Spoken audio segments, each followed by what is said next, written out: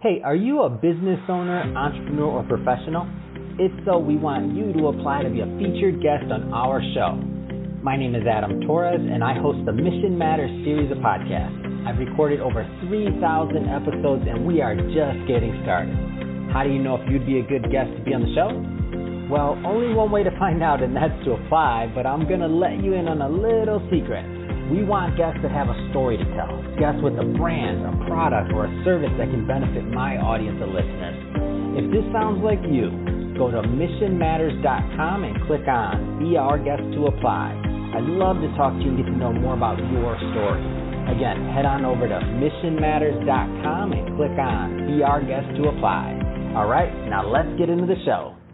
I'd like to welcome you to another episode of Mission Matters. My name is Adam Torres, and if you'd like to apply to be a guest on the show, just head on over to missionmatters.com and click on Be Our Guest to apply. All right, so today I have Tim Conn on the line, and he's founder and president over at Image One USA, and he's also author of the book, No New Ideas. Tim, welcome to the show. Thanks, Adam. I appreciate being invited to be on, and looking forward to speaking with you today. All right, Tim. So we're talking about one of my favorite topics. So we'll be talking about franchising and specifically about the Image One USA opportunity. And then you're an author too. So the book, No New Ideas, for my audience that's been following for a long time, they know I love talking about books and I love helping support other authors. I know it's not an easy thing to get a book out there and to provide that value. You've gone through that step. So amazing there. And we'll talk all about that. And just to get us started, Tim, I like to start with our Mission Matters question. So, Tim, we at Mission Matters amplify the stories for executives, entrepreneurs, and experts. That's our mission here. Tim, what mission matters to you? So our mission at Image One is a mission that's to our franchise owners. Image One believes that it's our responsibility to train and develop our franchise owners to be the best they can be. So they'd be successful business owners anywhere they would choose to go, but treat them with such respect and give them such value that they would never choose to leave us. Man, that's awesome. Love bringing these mission-based businesses and entrepreneurs on the show and introducing them to our audience. So great stuff there. And maybe just to get us started, like, how did you get started on this path of being a business owner and an entrepreneur? So I got started at a young age. My parents were in business for themselves, and they owned a two-story office building. And it really kind of happened by accident. They needed someone to clean the building. I was 14 years old, and I needed money. So I said, "Hey, how about if I clean your building?" And it's a 10,000 square foot building, so it was a few hours of work a night. I think they thought in the beginning it might have been too much for me, but they understood the entrepreneurial spirit, and if they could teach their kids to be in business for themselves, then that's a win. And everyone in my family was always around the business, and so we all had that small business idea in our heads. And so I started cleaning their office building. And when I was 14, 15 years old, it was saving money to buy my first car because again, my parents were the mindset you don't get anything for free, you got to work for it. And so when I turned 16, I had enough money to buy my first car. And then, then I had a car so I could go out and solicit other businesses. So I started driving around looking for other places that needed to be cleaned and, went to strip shopping malls to do window washing and, different things like that. And it just kind of grew. I grew all through high school and then through college. And all of a sudden I had a real business. That's amazing. What a great story. And I love this multi-generational small business owner. So I'm sure, you had your parents there for guidance, questions, other things. And, and we all learn from the ups and downs, bumps and bruises, all kinds of different things happen on this entrepreneurial journey. Sometimes I tell people, why did we sign up for this pain? But we did. So Tim, if you could talk to maybe the younger generation, maybe it could be the 14-year-olds or it could be the ones that are just graduating, they're thinking about going that entrepreneurial route. Like, what kind of advice would you give them? If you've got a dream and you want to go for it, go for it. And I got to say, it actually started before I was 14 and before I started cleaning my parents' office building. It started, cutting grass and shoveling snow. I took a lawnmower and, pushed it around the neighborhood, knocking on doors of people who had long grass. And, same thing in the wintertime when it would snow and there was, 6 or 8 inches of snow on the ground and people didn't want to do it themselves. I knew they were willing to pay to have someone else do it. And so again, just always having that mindset. So, if you're young and you have an idea, get out there and do it. And don't let anyone stand in your way. Don't let anyone tell you can't do it. It might be hard. It might be difficult. And like you said, Adam, it's a troubled journey. A lot of times it's a roller coaster, and it's super scary when you're up on the top of that first hill before you go down and go through that loop. And it's going to be super scary, but at the same time, it's exciting and it's fun. It's awesome. And it's something that you look back afterwards and say, man, I'm so glad I did that. That was awesome. And I think our journey in business is the same way. It's a roller coaster ride. Man, that's awesome. You took me back to my childhood just now, cutting grass, painting, whatever. Like now that I think about it, I guess I may not have had an LLC, but they were businesses. Absolutely. Awesome. So obviously many, many years later, Image One USA. So maybe tell us a little bit more about the company and why you founded it. Yeah, so, I cleaned my parents' office building and continued to grow the business and had a really good business going by the time I graduated college. And I had several employees. And actually, my senior year in college, my advisor called me up and said, Tim, he goes, I'm concerned about you. And I said, why is that? And he said, well, we've had 2 job fairs and you haven't been at one. And I kind of laughed. I said, well, I'm not looking for a job. He didn't understand that made absolutely no sense to him. What senior graduating college would not be looking for a job? And I went on to tell him, I said, my business that I've been running all through high school and all through college is very successful. And quite honestly, if I went and came to the job fair and was looking for a job, the companies I would apply for, I'd probably be making less money than what I've been making for the past several years.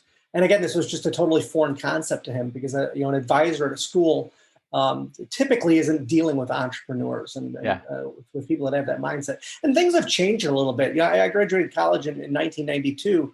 Now my son, when he went to college, he had a minor in entrepreneurship. Amazing. And that's awesome that schools are offering that now. That wasn't something that was even available when I was in school. I wish it would have been because it would have given me a jump start. But, so I continued to run my business for several years after that. And, I always understood that there were franchises that were out there and that were available. And, my thought was, I can do it on my own. I know how to do this. I never thought about being a franchisor. But one day I got a letter in the mail from someone that had bought a master franchise for the Chicago market. And he reached out to me and he and I talked and we did a 10-year agreement with another franchise system. So I kind of learned about franchising from being a franchisee. And then I learned all the things that were good, all the things that were bad, the things that I really liked about franchising, the things that I thought that maybe they didn't do quite the right way. And when that 10-year agreement ended, we said, we can do this better. To develop a new system that's going to work better than the system that we were a part of. And that was when Image One was founded, and that was in 2011. So we're celebrating 10 years this year of 10 years franchising under the name Image One. And it's been an exciting, fantastic ride. Wow. Well, first thing first, congrats on the 10 years. Not easy to accomplish. No. And so let's go a little bit further into the franchising side of things. So what should you mentioned in that the previous, company you had agreement with, some things they did well, some things maybe not, that there was some room for improvement. So what kind of things, so there's some people watching this right now that have maybe considered the franchise route, but they don't really know where to start. What kind of things should they be looking for when thinking about just a good franchise in general? There are so many things that are important and people don't know. The whole reason that I wrote the book that I wrote was to help people through that journey to buy a franchise, not an Image One franchise, but any franchise. Because people that I talk to all the time, they always have the same questions. They didn't know what they were looking for. They didn't know where to go. They didn't know what the steps were in that process. And I tell everyone that looks at our franchise or anyone that even talks to me about any franchise, I tell them, the most important thing that you can do is do your due diligence and make sure that the people that you're going to work with are people that you really want to work with, because you're not just partnering with them. You're signing on to a 10-year, 15-year, sometimes a 20-year franchise agreement.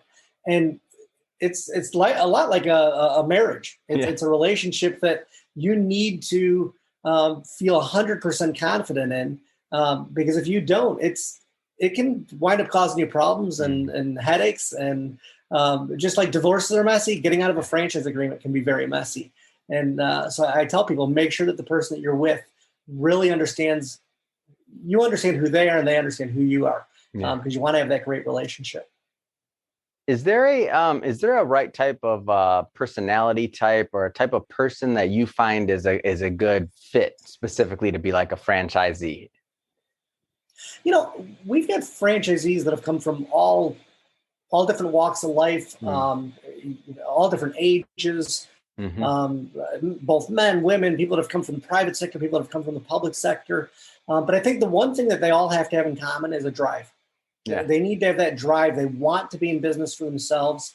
And then on top of that, they have to be able to follow a system.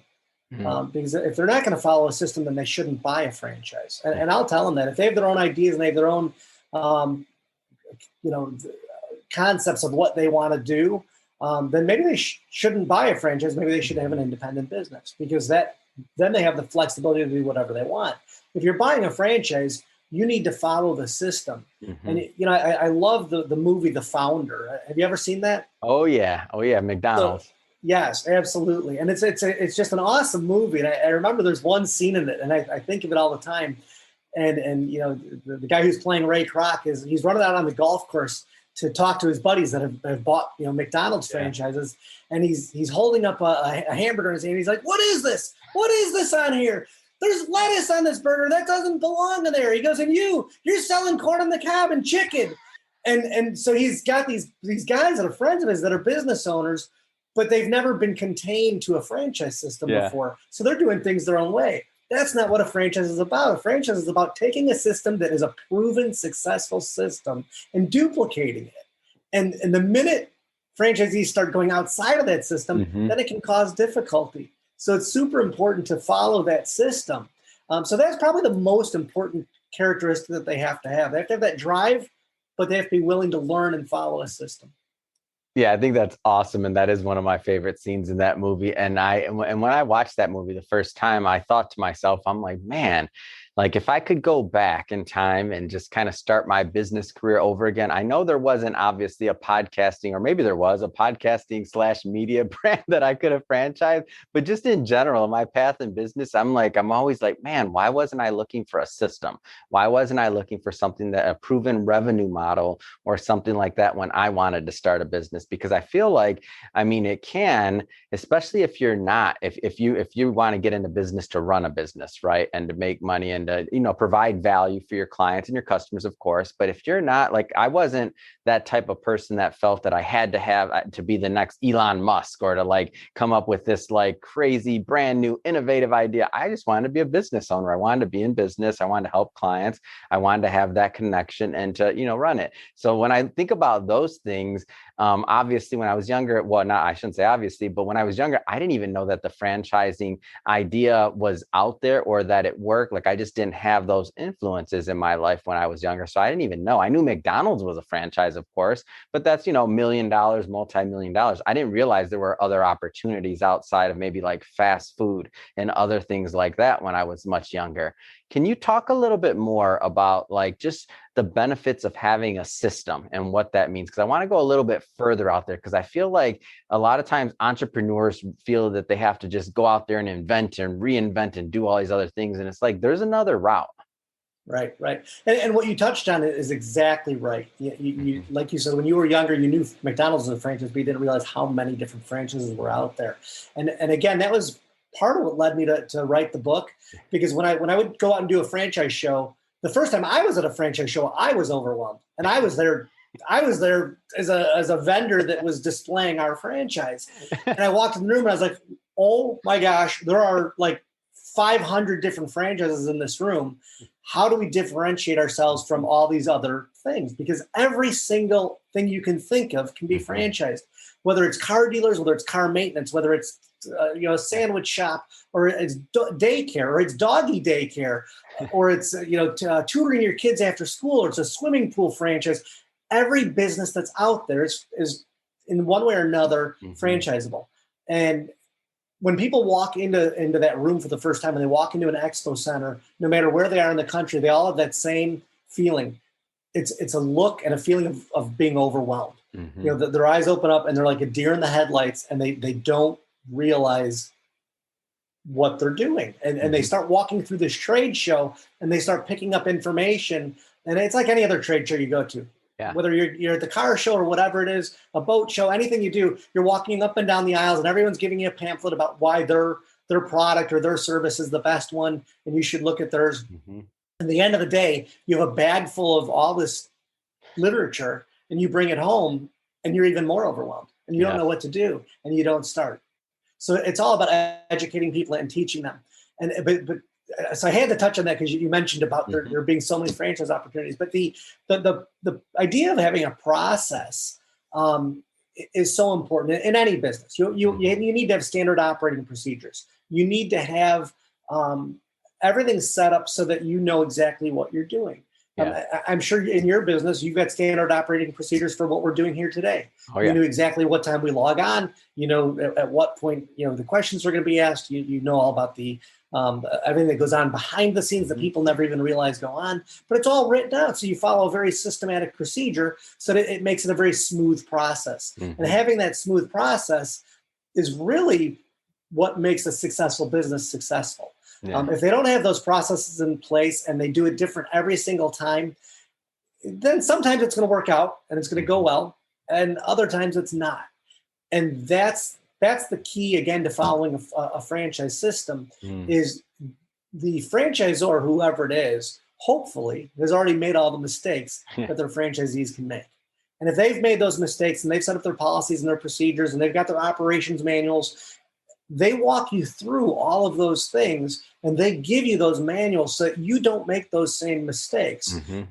If I had those procedural manuals for my business early on, there are a lot of mistakes I wouldn't have made. Yeah. So I had to make those mistakes so that I could learn from them. Mm-hmm. And then we incorporated those things that we learned over the years into our operations manual so our franchise owners don't make the same mistakes. And again, I think that's the key to having procedures in place, is so that you can avoid the problems, the pitfalls that the business owners that go it alone end up in. And I think, over the years, I've talked to a lot of different business owners and so many different types of businesses, and we all have similar stories. Everyone kind of goes through similar patterns of problems, or of financial problems, or finding staff, whatever it might be. It's very interesting to see how so many companies and so many people follow that same path. Let's go further into the Image One USA franchise opportunity specifically. Already you've given us a great overview of just like what franchising is, like what the landscape looks like. Tell us more about Image One USA and kind of what makes that opportunity unique. So Image One was founded on the basis of what my original janitorial company was. And it was about customer service. It's about taking care of the client. That's really what it's all about. And we've turned that around and made it customer service towards our franchise owners, because they're my customers. Yeah. Their customers are the clients that they clean. And we really train them that customer service is really the business that they're in. The service that they provide is cleaning, but they're really in the customer service business.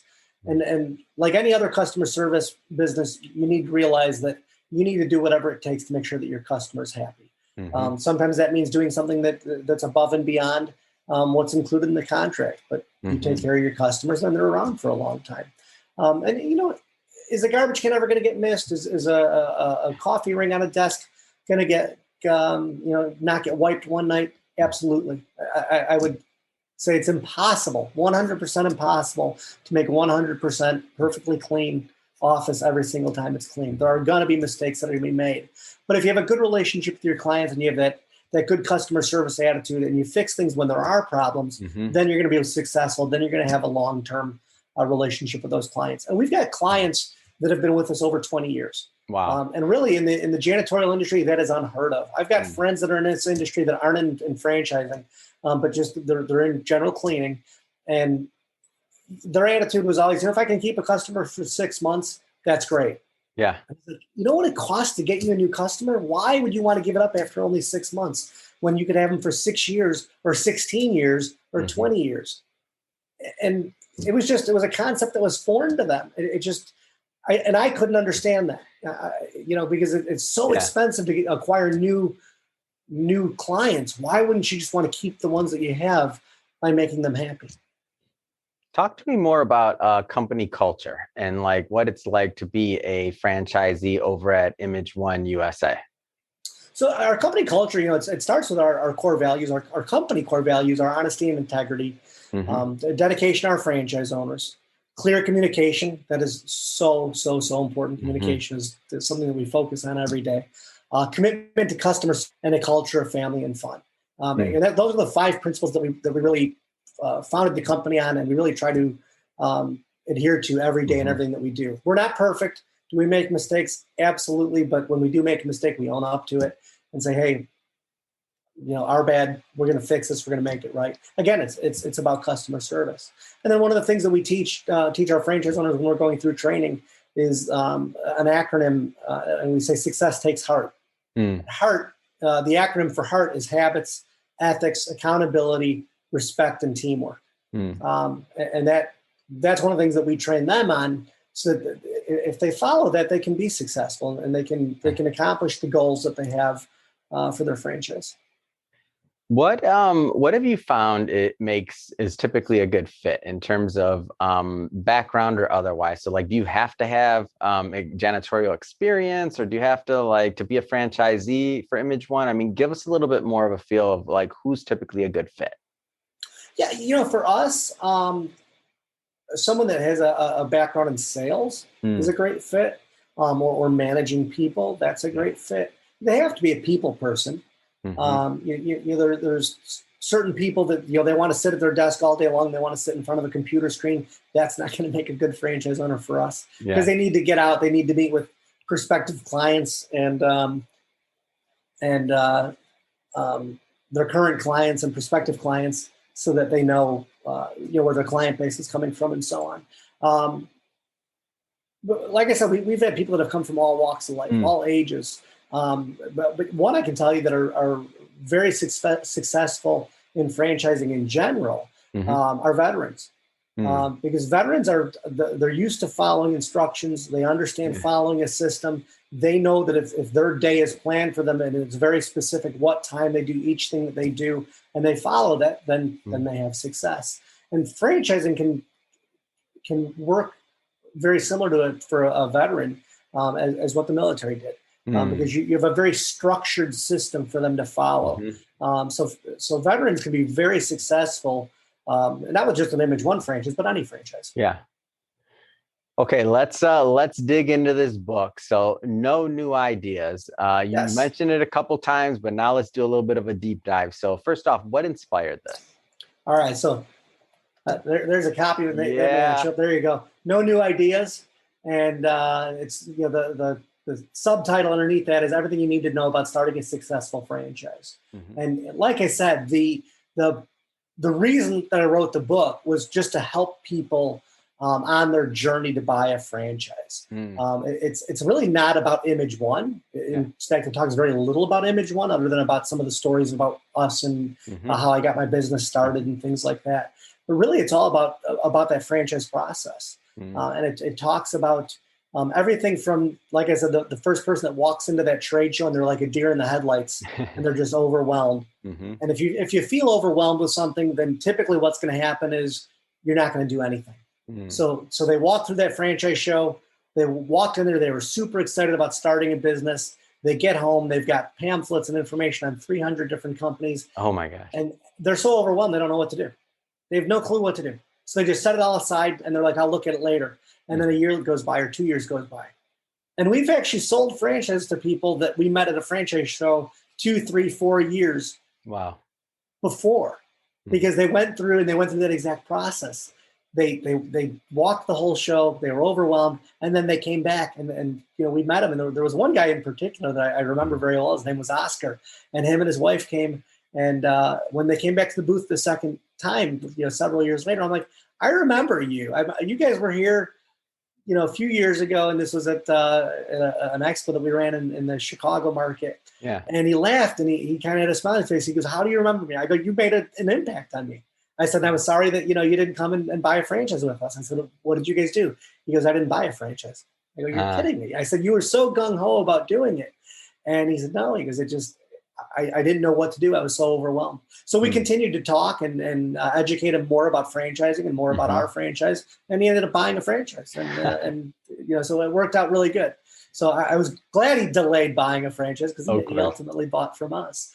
But so I mean, that was the kind of the driving reason behind writing the book, was because people like that, they're so overwhelmed and they don't know what to do. And then they get the franchise disclosure document. And for most companies, it's a couple hundred pages at minimum. It's almost a full ream of paper. So wow. I think our new one this year, I think it's 244 pages. It's a daunting document for anybody to pick up and look at, because they don't know. And even though every FDD follows the exact same line, every item that's in an FDD is there because the Federal Trade Commission says it has to be there. Right. And but it can be overwhelming. In fact, it is overwhelming for people that don't understand what all that is. So in the book, I walk through the whole FDD, and I explain what is in each item of the FDD, and just put it in very plain, very simple terms so that they can understand. So that, again, it's not something that they're so overwhelmed with that they're scared. And they're like, they want me to sign this 200-page document. Right. And there's no way I don't understand any of this. And so again, it's just to put people's mind at ease and to help them through that journey. Man, that's awesome. And as you're saying this 200-something page document, I'm cringing. I'm like, oh yeah, that'd be tricky. That'd be a task, to say the least. But so I get it. So what's like, and thank you for sharing the story about Oscar, by the way. That's a great story. And I know you have many, many more from other, successful franchisees. But what's, and this is kind of an unfair question, but I like asking my authors it, like, what's one definite takeaway that you would hope all readers of this book get? Probably just that if they really want to do a franchise, to jump in and do it. Because again, if you want to get into business for yourself and you're thinking about going the franchise route, sometimes you just need to pull the trigger. Sometimes a parent will just throw a kid in the pool, and that's how they learn to swim. And some people say that's a good thing. Some people say that's a bad thing. But if they learn to swim that way, that's a good thing. And it's, even though it's scary and you're going into an area that you really may not know a lot about, I think that would probably be the biggest takeaway, is if you want to do it, you just got to do it. And the concept behind the book, the title, No New Ideas. If you look at the title, all the letters of the title are made up of letters that are from different franchises. So each letter represents a different franchise. And the reason we named it No New Ideas is because there really aren't any new ideas. There's just spin-offs of other ideas. Doing a video podcast, is a spin-off of doing a television show. Yeah. Doing a podcast is a spin-off of radio shows. Yeah. There's different things, and it's just that there's new technology, there's new things to think about, and all of a sudden there's a new idea. You look at something even as big as Uber. Yep. It was just someone that created an app to replace taxis. Yeah. So it wasn't a new idea, but it just took an idea and spun it in a different direction and created a whole new market. So or actually a solution to a problem that an existing market couldn't handle is a better way to say it. And that was the title, No New Ideas, is basically that. There are no new ideas for going into business. Every great once in a while there's something that's totally earth shattering and new, but most things are just a variance of a current business that's already there. Fantastic. So Tim, I have to ask, so what's next for you, Image One USA? I mean, the book, No New Ideas, as we're recording this, we're just starting July of 2021. So what's next for you and the brand? A couple of years ago, I read the book Vivid Vision. And that is an absolutely amazing book. And anyone that's in business for themselves needs to read it and follow it. And basically the concept of the book is to write what your vision for your company is, and write it as if it's already happened. So, fast forward 3 years in the future, and then write the vision as if it's already all been accomplished. And one of the things that I wrote into our vivid vision is that we'll have 100 franchise owners that are billing $50,000 a month. Nice. And that's a substantial business for our franchise owners. And we've got some that are well over that, some that are, almost double that. But so that's the next big goal, is to hit that number of 100 franchise owners that are billing $50,000 a month. And that's my goal. And it's, for me, what drives me personally is seeing our franchise owners achieve their goals and their dreams. That's what I get satisfaction out of. So I've grown the company to a point where I have a very, very nice lifestyle. The people at our company are all well taken care of.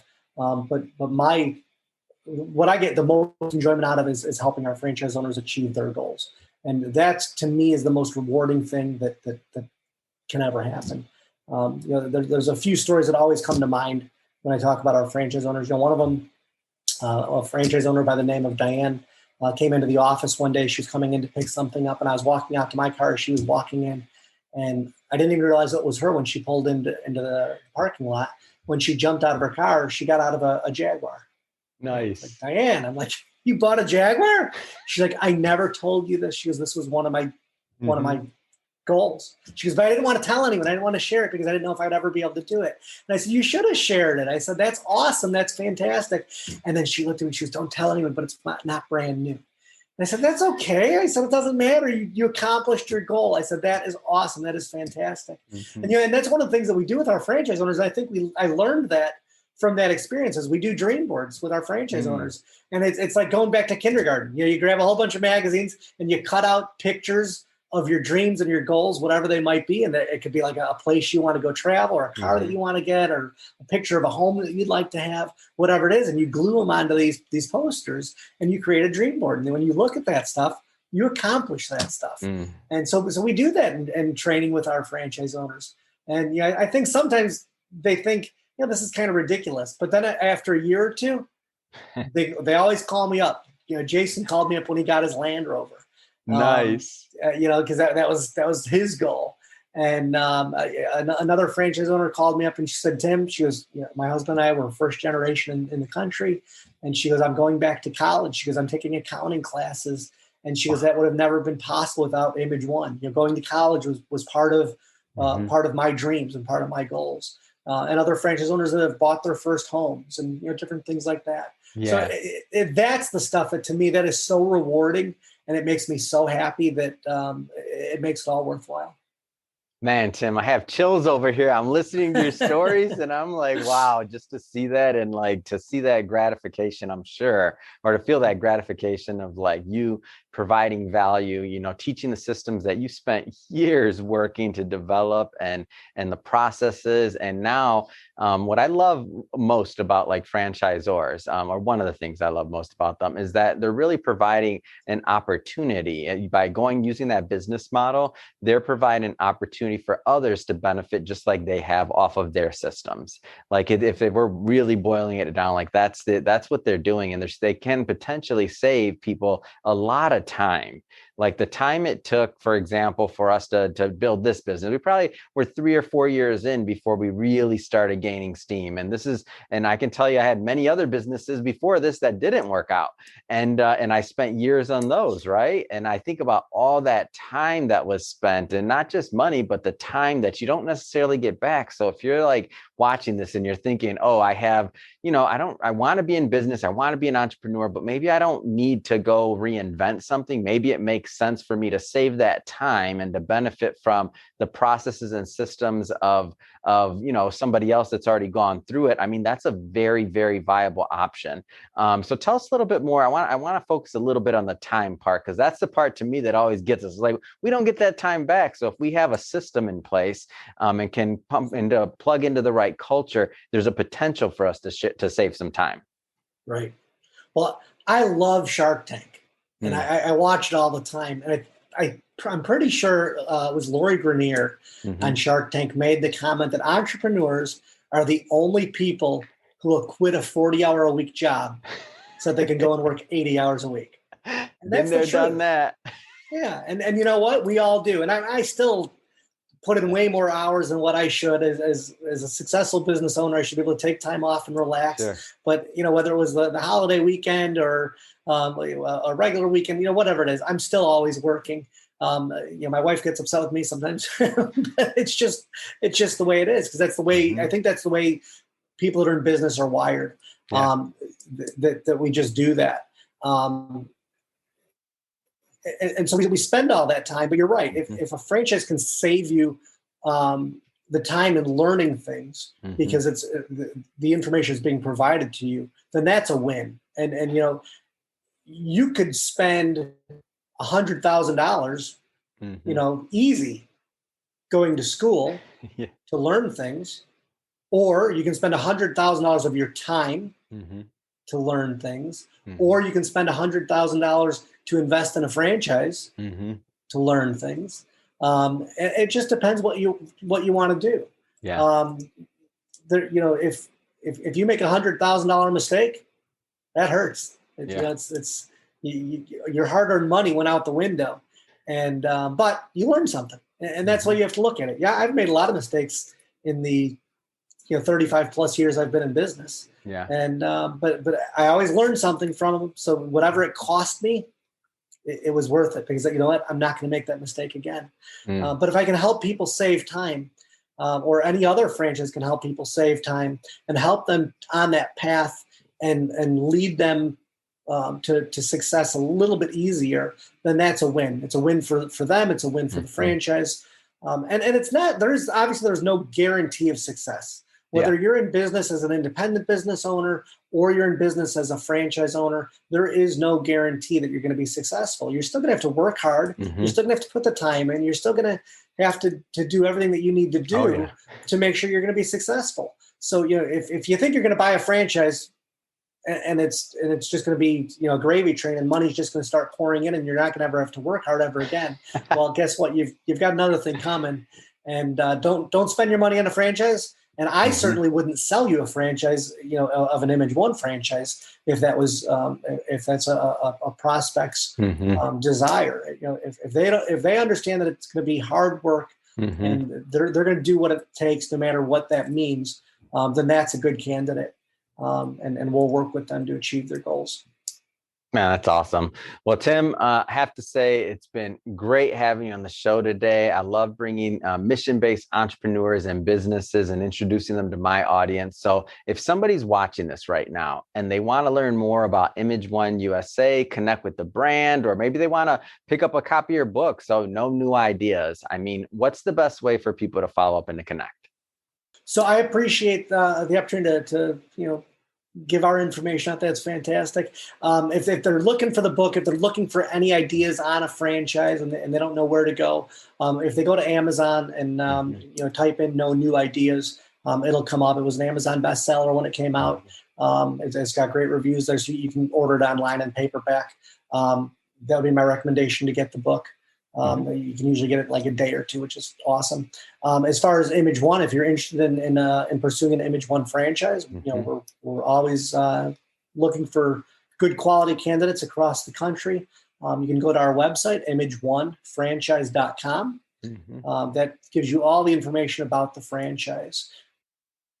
If you want to know more about the other side of the business, which would be the client side, that our franchisees use, you would go to imageoneusa.com, and both are linked to each other, so you can get from one to the other from either one. But if you are looking for the franchise, imageonefranchise.com is the place to go. You could also call the office. We've got an 800 number. It's 223-1985. And, ask to talk to me about a franchise. I'm happy to talk to anyone about it. And even if you're not looking for an Image One franchise, I talk to people all the time and kind of help guide them to what would be a good fit. Because like I said, it's got to be a good fit. If it's not a good fit for somebody, they're going to end up being miserable. Awesome. Well, Tim, again, thank you for coming on the show. And to the audience, as always, thank you for tuning in. Hope you got a lot of value. Hope you learned a lot from this. I sure did, about franchising and a lot of other things, and great to just catch up with Tim. So again, if you're watching this for the first time, hit that subscribe button. We have many more mission-based entrepreneurs and businesses coming up for you, and we don't want you to miss any. So definitely hit that subscribe button. And Tim, thanks again for coming on the show. It's been a pleasure. Thank you, Adam. I appreciate your time.